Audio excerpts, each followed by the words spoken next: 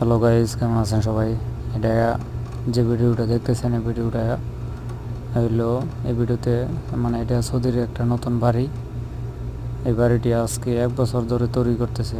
তো আমি সৌদি আরব আসার পর থেকে এই বাড়ির সামনে আসা যাওয়া করি তো সাইকেল নিয়ে। তো প্রত্যেক দিন এই বাড়িটা দেখি, কিন্তু অনেক দিন ধরে কাজ বন্ধ, কাজ করতেছে না।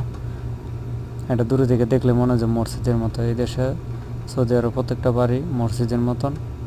দূরে থেকে দেখলে বোঝা যায় যে মসজিদের মতন, কিন্তু ভিতরে অনেক বিলাসবহুল, অনেক সুন্দর। তো এই বাড়িটার কাজ মোটামুটি বন্ধ আছে, আবার কাজ কবে ধরবে তার কোনো ঠিক ঠিকানা নেই।